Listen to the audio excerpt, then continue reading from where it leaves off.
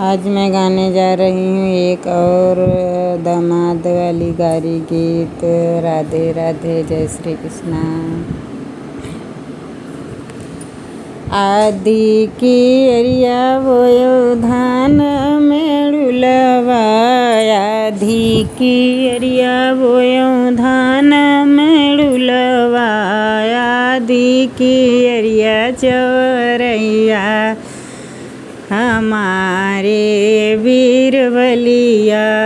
अरे आदि की अरिया चौरैया हमारे वीर बलिया। से चौराई तोड़ई चली जुगाड़ कबहिनी। से चौराई तोड़ई चली संजय कबहिनी। जो बन लई गवा कौआ हमारे वीर बलिया।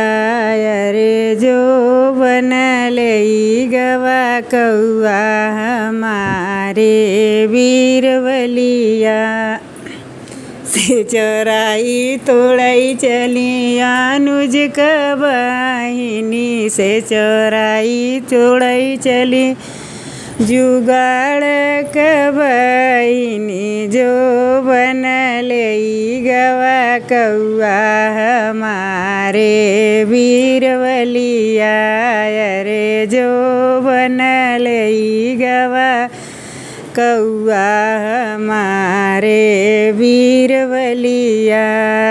से चौराई तोड़ई चली जय प्रकाश कबहिनी। जो बन लई गवा कौआ हमारे वीर बलिया।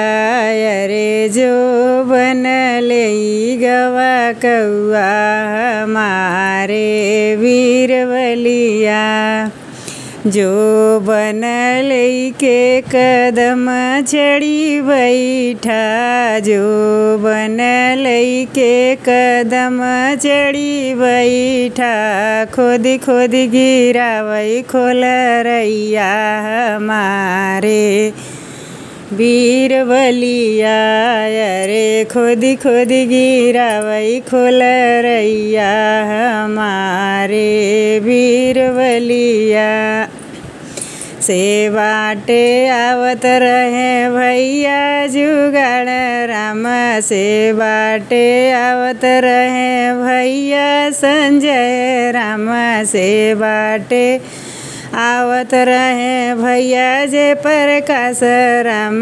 से बाटे आवत रहे भैया अनुज राम।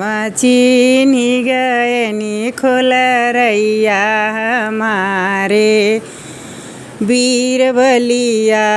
अरे चीन्ही गयनी खोलरैया हमारे वीर बलिया। एक तऊ सरवा बहिनी मोर भाड़सी। एक तऊ सरवा बहिनी मोर भाड़सी। दूसरे में खोद के गिरावई खोलरैया हमारे वीर बलिया। अरे दूसरे में खोद के गिरावई खोलरैया हमारे वीर बलिया। अरे दूसरे में खोद खोद गिरावई खोलरैया हमारे वीर बलिया। राधे राधे।